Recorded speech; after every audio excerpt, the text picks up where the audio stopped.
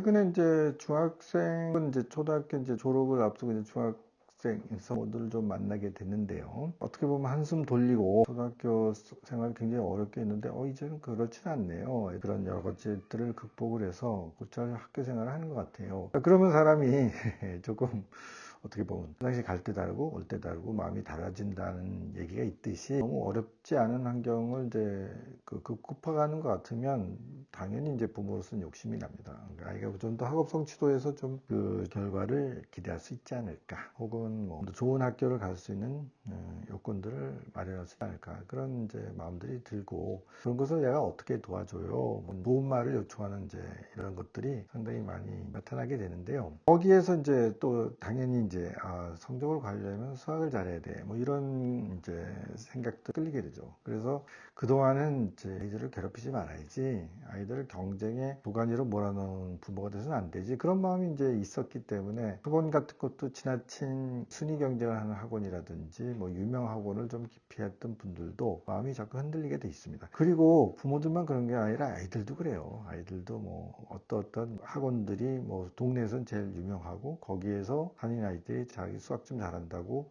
좀 거들먹거린달까요? 아니, 그런 얘기들을 듣게 되면 아이들도 나도 저기 가서 한번 실력을 들어보고 싶어, 거기서 객관적으로 나의 능력이 잘 된다는 것들을 보여주고 싶어, 그런 마음들이 실제로 들거든요. 근데 이제 제가 이제 늘 강조하듯이, 이게 경쟁을 통해서 아이들을 이렇게, 혹은 경쟁적인 평가를 통해서 아이들을 이제 평가하는 행위는 자칫하면 이제 뭐 황금알을 낳는 거위에 배를 가르는 행위가 되고, 아이들을 생각보다는 상당히 괴롭히는, 그리고 좀 부정적인 결과를 일으키는 리스크가 높기 때문에 그 부분을 잘 극복을 해야 된다는 것을 다시 한번 강조드리고요. 아이들을 그 순위 경쟁이라든가 학원에서 해주는 평가에 의해서 아이들을 평가하려고 하는 것들을 대체할 수 있는 다른 하나의 기준을 가지고 있었으면 좋겠다, 그런 마음이 있어서, 그런 것들을 제가 다음 단계에서는 지금 멘토 선생님들하고 좀 더 고민을 더 많이 해서 구체적으로 만들어 보려고 노력을 하고 있습니다. 근데 이게 이제 그렇게 덜렁 결과가 나오는 것이 아니기 때문에 제가 함부로 얘기를 할 수는 없지만,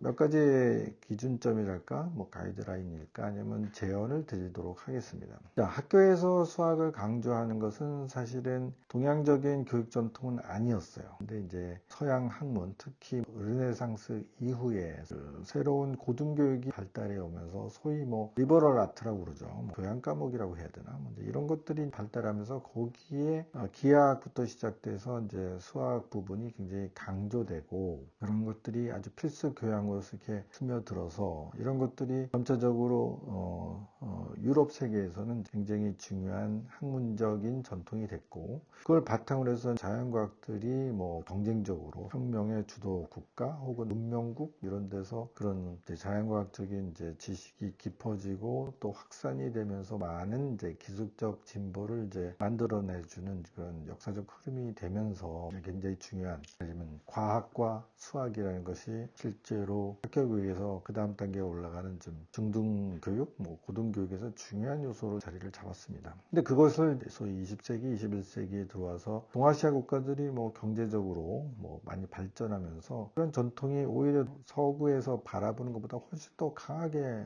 침투해 들어온 것 같아요. 그래서 경제 상당히 발전된 국가에서 사실은 수학, 과학이 많이 강조되고 굉장히 강화된 커리큘럼, 뭐 강화된 평가 시스템이 뭐 지나칠 정도로 과열이 되어서 오늘날은 블랙홀처럼 과학보다 특히 수학에 이제 많은 공을 들여서 수학 성적을 관리해야 되는 것들이 이제처럼 돼버린 것이 현재 상황입니다. 그럼 왜 그렇게 수학이 중요하냐? 그러면 수학을 제대로 공부하는 것은 어떤 것이냐? 그런 거에 대한 얘기를 이제 좀 시리즈를 만들어서 좀 얘기를 나누고 싶어요. 그 중학교를 가면요, 크게 봐서 이제 대수와 기하 두 개의 파트를 공부한다고 하는데, 이게 궁극적으로는 고등학교 수학을 가게 되면 결합이 돼서 과학적인 문제들도 대수적으로 해결하는 능력을 필요로 하게 되고, 대수적인 것들에 조금 더 고차방정식적으로 가게 되면 이거를 이제 기하학적으로 어떻게 해석하느냐, 이런 것들이 중요한 문제로 대두합니다. 이게 굉장히 쉬운 과제가 아닙니다. 중학교 때 대수와 기하에 대해서 꽤 많은 공부를 하지만 고등학교 수학에 올라가서 두 개가 아주 유기적으로 결합이 돼서 대수적인 문제는 기하학적으로는 이런 의미를 가지게 되고 이것들을 해결하기 위해서는 이런 기하학적인 문제를 해결하기 위해서는 대수적인 것들 이렇게 적용해 이런 것까지 완성이 되어야 사실은 고등학교 수학을 정복할 수가 있거든요. 이제 그것에 이제 뭐 완성본이라고 할까 정상에 접근하는 이제 완성된 이론이 되는 것이 이제 미적분이 되는 것이죠. 근데 그 미적분의 어떤 아이디어 자체는 사실 이렇게 복잡한 건 아닙니다. 제가 1, 2년 전에 그런 동영상도 만들어서 비슷한 언급을 했는데 미분이라는 것은 우리가 이제 계산하고자 하는 어째 입체 도형의 부피를 잘게 나누고 잘게 나눈 것들을 이제 아주 얇게 나눈다 보면 이제 이게 부피가 아니라 면적처럼 다룰 수가 있거든요. 면적으로 이제 이해를 한 다음에 그 많은 면적들을 다시 쌓아 올려서 다 더하게 되면 이제 그게 적분이 되는 거죠. 그러니까 잘게 나누는 과정이 미분이라고 얘기할 수도 있고요. 그러니까 복잡한 현상들을 잘게 나누면 평면 도형의 넓이처럼 이해할 수가 있게 되고 그 넓이들을 전부 다 총합을 해서 다 더해서 부피로 복원을 하게 되면 복잡한 형상의 것들도 부피를 정확하게 이론적으로 뽑아낼 수 있는 길이 열리는 거죠. 이제 그런 이제 수학적인 테크닉들을 묶어서 미적분학이라고 하는 것이죠. 영어로 된 과목의 학문의 이제 이름은 캘큘러스입니다. 캘큘러스. 아마 라틴어겠죠. 그 의미는 계산학인 거예요. 말하자면 어려운 것들을 잘 계산할 수 있는 수학적인 기법을 이제 종합해 놓은 것이 미적분학이라고 얘기할 수 있고 고등학교 과정에서는 그 미적분학의 가장 기초적인 내용들을 공부하게 되는 것입니다. 그래서 이든의 아이들은 사실은 그런 이제 미적분까지의 수학적인 개념들을 이렇게 익혀나간달까 아니면 그 미적분학이 지향하고 있는 그런 것들을 파악하는데 사실은 어려움이 없습니다. 아주 어린 아이들도요 잘 차분히 설명해주면 그게 그런 뜻이구나 하고 어렴풋이라도 느끼기 시작합니다. 근데 그게 이제 두 번, 세 번 다시 좀 더 자세히 들여다보고 호기심을 가지고 들여다보면 어느 순간 별거 아니에요. 미적분학이 이런 것이군요. 그렇게 할 수 있는 수준으로 쉽게 유도가 됩니다. 그래서 이 아이들이 갖고 있는 잠재력이라는 것은 잘 유도를 해주면 수학은 참 대단해요. 처음에는 굉장히 불가능해 보였던 그런 걸 어떻게 계산해? 그렇게 복잡한 걸 그렇게 느꼈던 것들을 이렇게 했더니 해결이 되는구나 하는 그런 본질적인 깨달음의 기쁨, 즐거움 혹은 이제 자신감. 제가 그 교육학과에 들어가서 공부를 해보니까 자기 효능감이라고 표현하더라고요. 그런 것에 도달할 수 있다. 그런 것이 이제 말하자면 내적인 동기가 된다는 것이죠. 그래서 이든의 아이들에게 공부를 시키는 가장 중요한 요체는 그런 내적 동기를 자극해서 깨달음의 기쁨과 즐거움을 느끼게 해주는 것이다. 근데 그게 이제 단순한 것도 아니고 또 약간의 시간도 필요하고 그런 것들을 아이들이 느끼게 하는 데까지의 어떤 상당히 뭐 이상적인 이제 전제 조건들이 있는 것이죠. 그런 것들을 우리가 만들어주지 못한다고 해서 대신에 외적 동기, 말하자면 경쟁을 유도해서 순위가 올라간다. 랭킹이 올라가는 것들을 통해서 지적인 활동을 하는 것을 자극하려는 그런 유혹. 이게 이제 결과적으로 이제 부딪히는 부분이 되는 것이죠. 그래서 꽤 나름대로 평판도 있고 나름대로 능력도 인정받고 전문성을 인정하는 많은 사람들이 있어요. 그리고 그분들의 이제 동영상을 저도 시간 나는 대로 가끔 들여다보고 있는데 그럴듯한데 이런 본질적인 문제를 얘기하는 사람은 없더라. 많지 않더라. 있다 하더라도 정말 그것을 가슴 절절히 느끼면서 그 부분을 강조해주는 그런 전문가는 참 보기 드물더라. 조회수가 많이 올라가고 꽤 이름이 알려진 사람들조차도 그런 본질적인 부분을 사실은 간과한달까 아니면 무시해버리는 것이죠. 그리고 듣다가 보면 결국은 아이들을 경쟁으로 어떻게 몰아갈 것이냐. 얘는 왜 경쟁에 대한 유도가 안 될까요? 그런 얘기를 하는 것으로 흘러가는 그런 본질적인 저는 그 불만을 느끼게 되는 것이죠. 그러면 안 되죠. 그분들이 그걸 몰라서 그러는지 아니면 본인도 그렇게 성장을 했으니까 그런지 아니면 어떤 사업적인 자기의 컨설팅을 팔려고 하는지 아니면 학원 마케팅을 하려고 하는지 그건 알 수 없어요. 그걸 함부로 단정적으로 얘기할 수는 없지만 그런 본질적인 아이들의 그 내적 동기를 제대로 자극해서 그런 것들이 아이들을 드라이브를 걸 수 있다면 큰 발전을 얻을 수 있어요.